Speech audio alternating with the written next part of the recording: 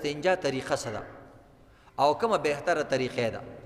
استنجا عزتمندو بهتره طریقه دا ده چې انسان په اوبو سره استنجا وکړي او په لوټه سره استنجا وکړي.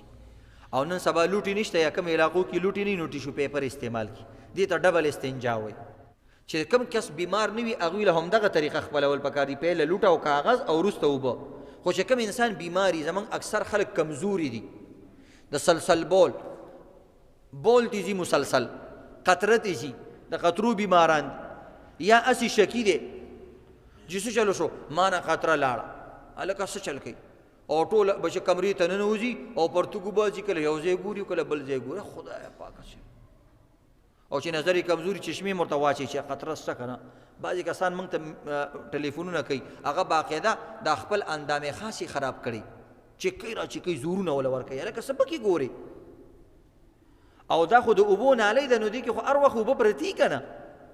زمونږ فقهاو ویلي دي چې مثانه خو داسې ده لکه د غوا غولانځي، د چیلۍ غولانځي او تن، نو هغې کې خوپۍ موجودي که نه، خوپۍ دې نه روځي. خو چې څنګه ښځه لاس وروړي سړی لاس وروړي چې زور له ورکړي روځي دي، دغه رنګې مثانه هم د دې داسې ده لکه د چیلۍ او دغه رنګې د غوا چې کوم دی دا د هغه په شان ده چې پۍ پکې پراته وي دغه تیلۍ په شان.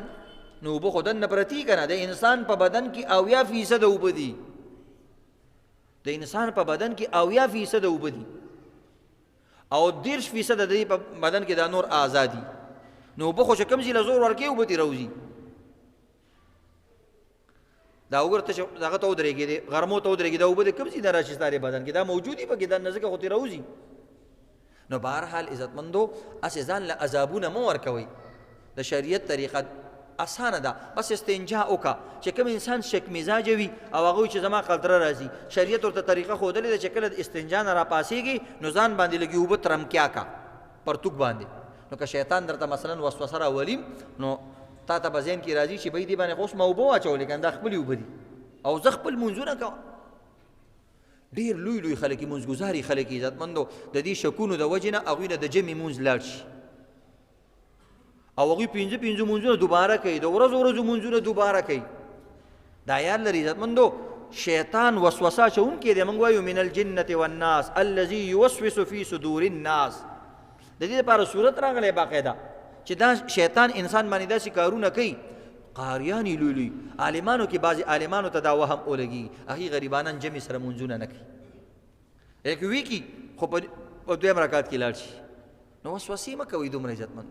شریعت انسان باندې دومره تکلیف نه دی راوستی. تاسو ګورئ نبي علیه صلات وسلام یو ځل روانو په لاره کې یو ډیران رالو، اتا صباتة قوم، دغه رنګې د یو قوم ډیرانو. نبي علیه صلات وسلام له میتیازې ورغلی وي. اوس نبي علیه السلام سوچ وکړو که زه میتیازې کوم بل ځای ته ځم وخت پکې لګېدو او یا مثلا او هغه ځای ګنده و، نبي علیه السلام په ولاړه ودرېدلو میتیازې وکړې. دا ګوره د حدیثو ټولو کتابونو کې حالانکه د ولاړې باندې میتیازې کول دا صحیح کار نه دی، خو د عذر وخت کې صحیح دی.